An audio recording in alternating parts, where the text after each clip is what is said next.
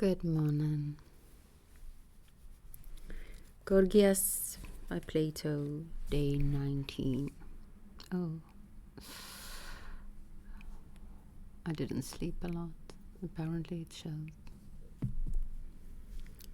Callicles. Oh, not I. I agree in order that the argument may be finished, and to gratify Gorgias here.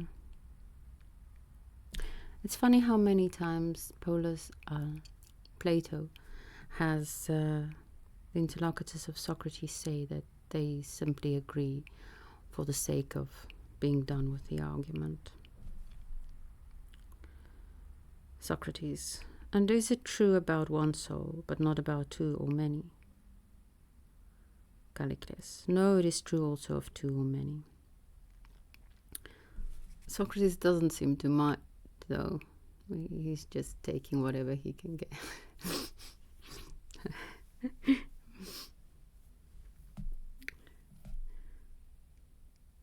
Socrates. Is it not possible to gratify large numbers collectively without any consideration for what is best? Games and bread.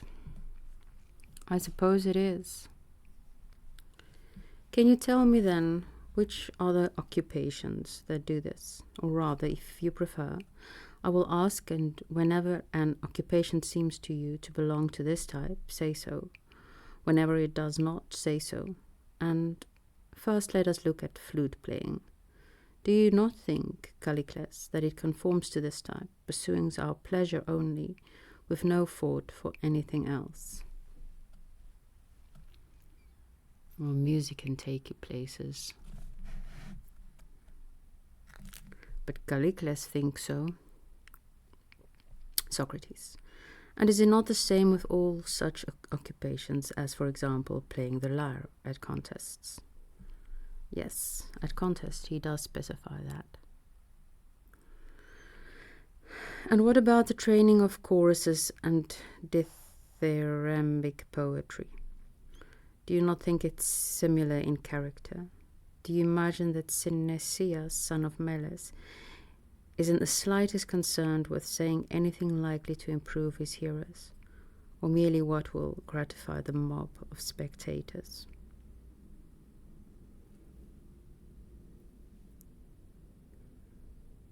So I imagine that's comparable to... Oh, the mist has fallen. I imagine that's comparable to blockbusters, your typical entertainment movies. Callicles. That is quite obvious, Socrates, at least in the case of Synesius. Now I need to read Synesius.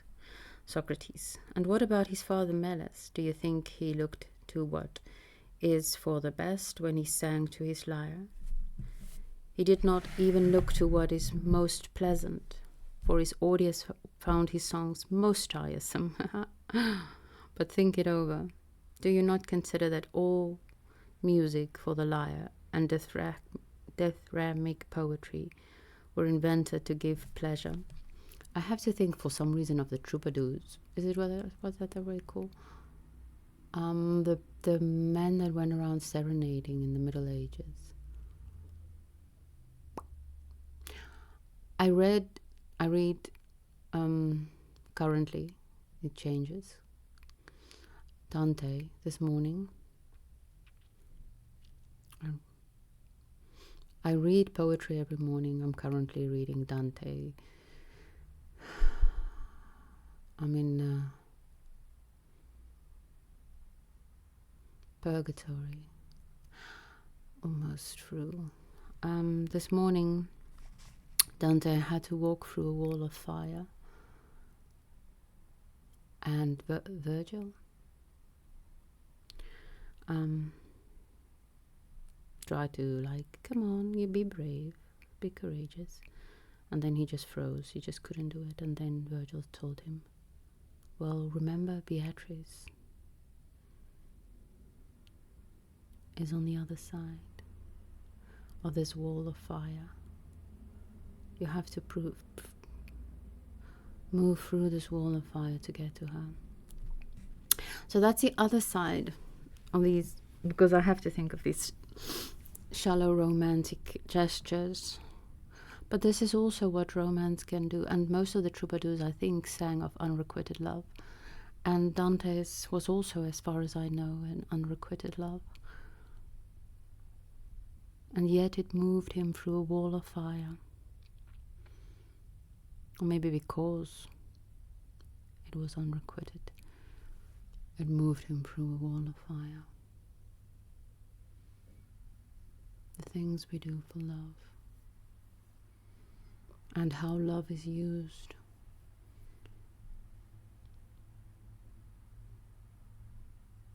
to shallow us up.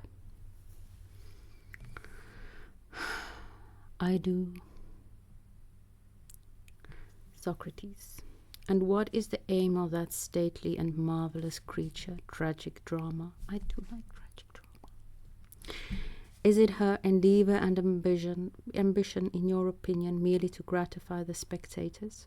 Or if there be anything pleasant and charming but evil, to struggle against uttering it, but to declaim and sing anything that is unwelcome but beneficial, whether they like it or not? For which of these two aims do you think tragic poetry is equipped? It is indeed quite evident, Socrates, that her impulse is rather towards pleasure and the gratification of the spectators. So, if drama is in fact a way to struggle against uttering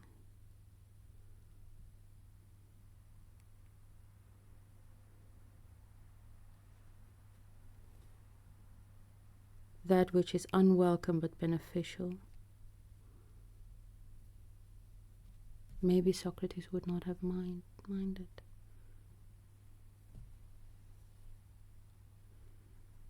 My mind is all over the place today. I'm thinking of prophecy again. I'm not going to go there. And did we not just now describe such activity as flattery? Certainly. Well now, if you should strip from all poetry its music, rhythm and meter, the residue would be nothing else but speech. That must be so. And these speeches are addressed to a huge mob of people. I agree.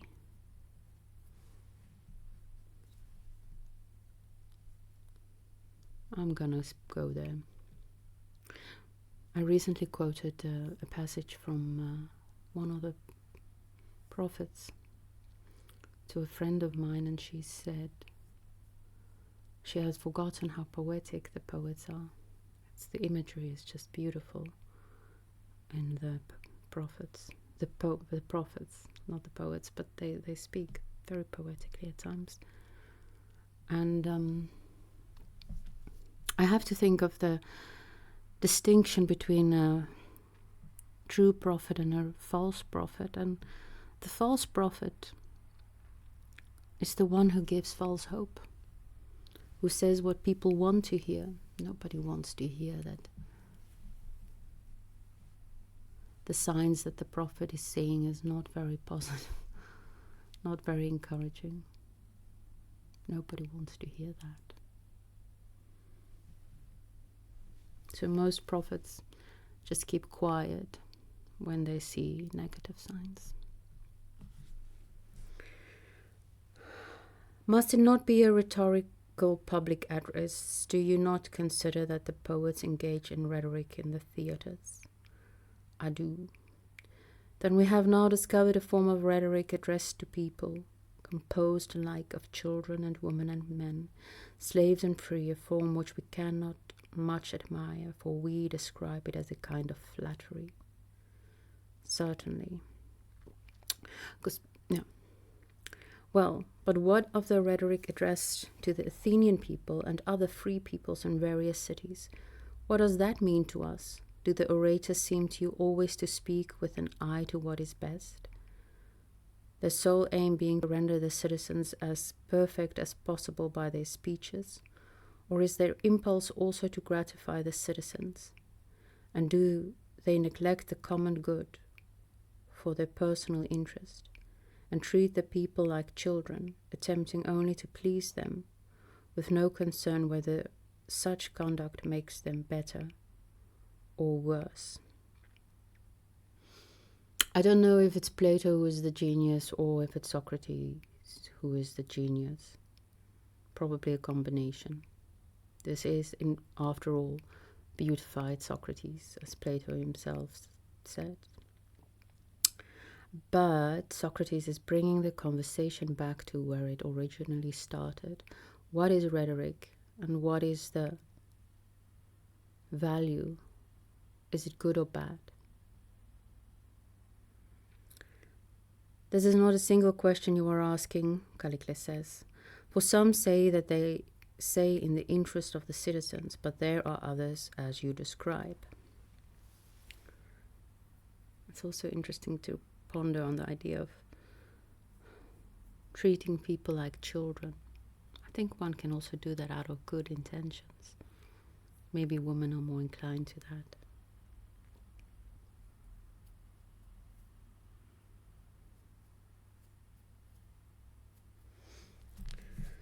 That is sufficient for me, for even if there are two sides to this, yet one part of it, I suppose, would be flattery and shameful mob appeal, while the other is something fine, the effort to perfect as far as possible the souls of the citizens, and the struggle to say always what is best, whether it be welcome or unwelcome to the hearers. But you yourself have never seen rhetoric of this kind, or if you can mention any such orator, why do you not tell me his name at once?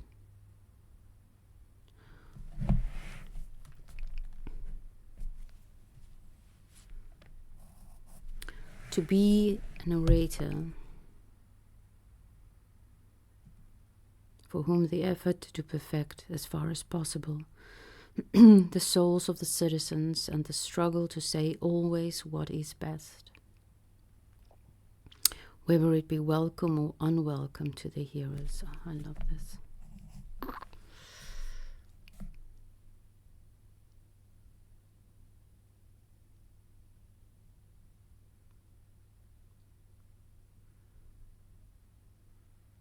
Effort, can that be a verb?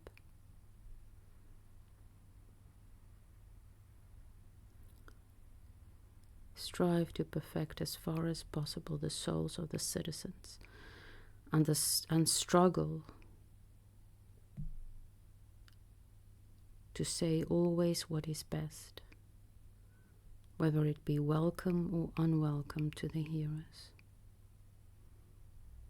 Callicles. Well, by heaven, I cannot give you the names of any such orators living today. Can we? I think so. I want to believe so.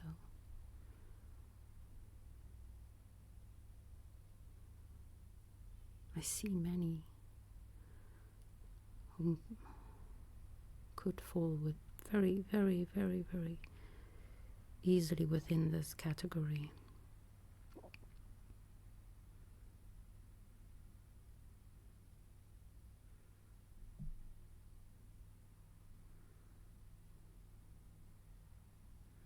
I do want to believe that their intentions are good, and that this is their struggle.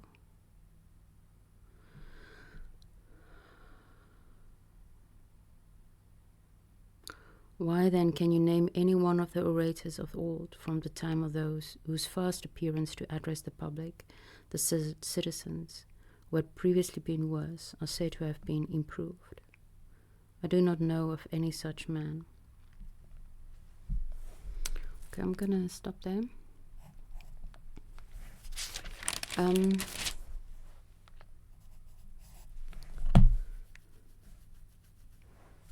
Not very positive for preaching, I guess.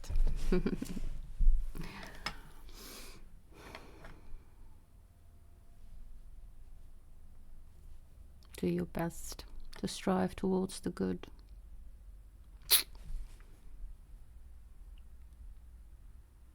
In words and in deeds. May the light be with you.